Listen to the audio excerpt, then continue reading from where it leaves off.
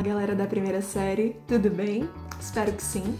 Gostaria de dizer mais uma vez quanto eu estou com saudade de vocês, quanto a presença de vocês é importante pra mim, tá? Sinto muita falta das nossas conversas, dos nossos debates, de perguntar para vocês o que é a literatura, dos nossos gêneros literários, das nossas indagações, das nossas reflexões produzidas a cada aula, certo?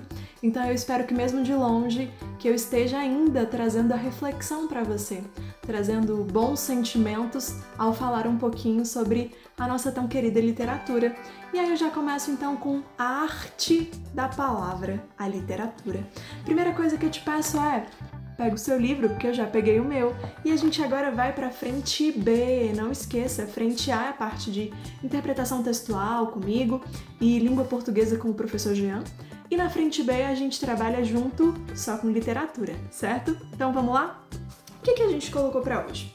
Hoje a gente vai conseguir fechar o nosso capítulo 2. Capítulo 2, então, com literatura, arte das palavras, tudo bem? Então, peguei o meu livro e abri na página 167 e ele já começa com essa imagem que eu amo de paixão. Primeira coisa que eu te peço é analisar a imagem por um todo, como um todo. O que te chama mais a atenção? O que te chama, o que vivifica os teus olhos? Você poderia me dizer muito bem os cabelos da menina, o olhar sonhador dela, o semblante tranquilo, o próprio livro que ela tá aqui, ó, colocando no peito com um sentimento às vezes de carinho, de momento de tranquilidade, de leveza que traz pra ela. E ali do lado dela, o que você tem? Esse mundo todo azul aí. Você poderia me dizer, por exemplo: Valéria, isso é a imaginação, isso é o que o livro proporcionou para ela. Você poderia me dizer tantas coisas boas, então guarda dentro de você toda essa imagem positiva que trouxemos para ti. E aí, olha lá, página 167, certo? Assim, nós temos o seguinte: arte da palavra. Assim, definimos o termo literatura, a arte da palavra. Olha que frase forte! Mas qual é exatamente sua arte? Suas ferramentas e sua composição ao fazer da palavra a sua matéria... O que é matéria-prima? Pensa um pouquinho. Seja em linguagem escrita ou falada, o escritor ou poeta ou autor precisa trabalhá-la de forma artesanal. Qual é a função de... O que um artesão faz? Ele pega uma matéria-prima e ele faz uma produção em cima daquilo. Olha o que ele está dizendo, ele está fazendo um comparativo com a literatura, cara. E aí ele disse o seguinte: o texto literário é aquele que transporta o leitor para um universo em que predomine a sensibilidade, a capacidade de buscar sentido entre as menores partes de um fenômeno, né? Na organização de um todo para com a obra, certo? Ao leitor cabe o desapego. O texto literário não é didático ou informativo. Ele pouco explica, exige ser experimentado. Essa experimentação torna-se um momento de fruição, o abandono a uma arte que dispensa funcionalidades e reinventa a vida. Olha só, ele está dizendo que a nossa função na literatura é reinventar, é vivificar, é fazer com que os olhinhos continuem brilhando, o coração mais acelerado, buscando tocar o imensurável. Olha que bonito! E aí, olha a primeira perguntinha, responda tudo isso no seu caderno de literatura mesmo, tá bom? Em sua opinião, em que sentido a literatura é capaz de reinventar a vida? Qual é o sentido para tudo isso? Como é que ela consegue reinventar a vida? Observe agora a imagem de abertura do capítulo. O que os pontos luminosos na jovem leitora podem sugerir? Esses pontos luminosos, o que isso pode significar? Como você se sente ao ler um romance, um conto ou um poema? Como é que você se sente? Que sentimentos eles despertam em você? Pesquise a obra Noite Estrelada de Vincent van Gogh e procure estabelecer comparações com essa imagem. Há um diálogo entre elas? Fica então a dica agora, você vai pesquisar sobre essa obra, tudo bem? E fazer o comparativo e fazer suas anotações, fechou? Olha a próxima. Texto em foco. Escrever é esquecer. Escrever é esquecer.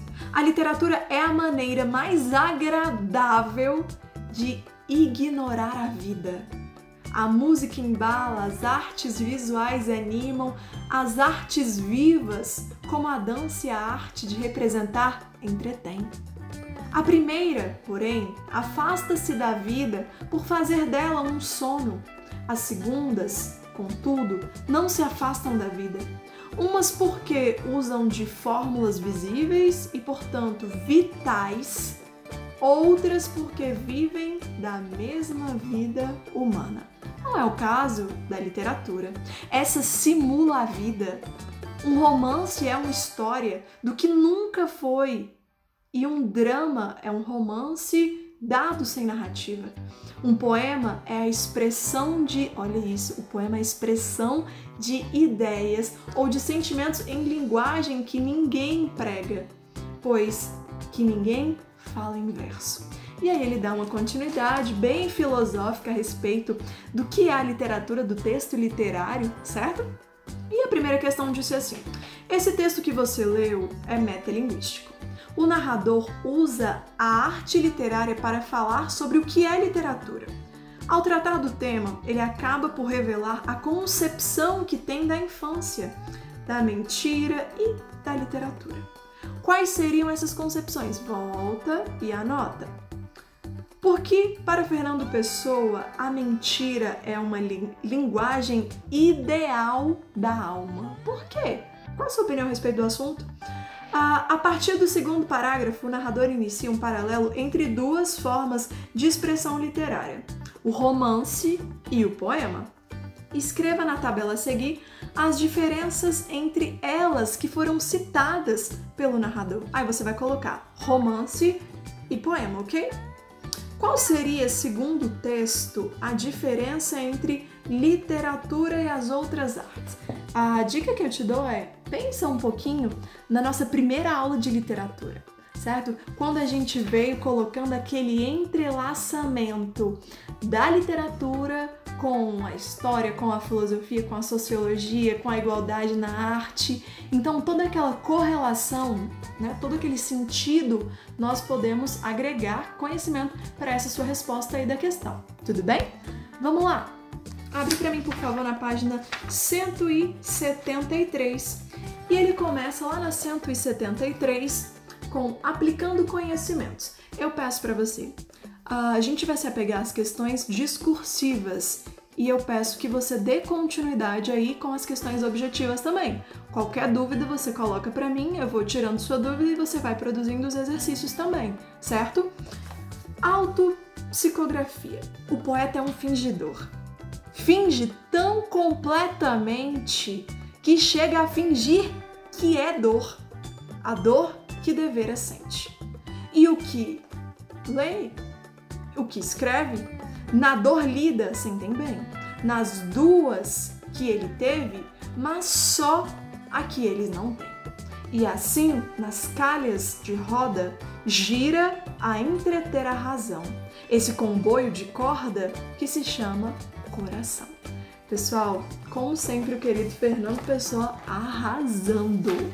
Vamos lá, primeira questãozinha disse o seguinte: na primeira estrofe, o eu lírico nos apresenta o poeta como um fingidor, atribuindo-lhe dois tipos de dores. Quais são esses tipos que ele cita pra gente? Anota, por favor. E aí, olha a questão 3. O que ele disse na questão 3? A última estrofe do poema nos sugere duas imagens poéticas, a de um moinho e a de um comboio, duas metáforas associadas ao movimento. Nesse sentido, a razão e o coração seriam representados respectivamente por qual das imagens? E aí você vai fazer essa análise e anotar para mim, tá certo?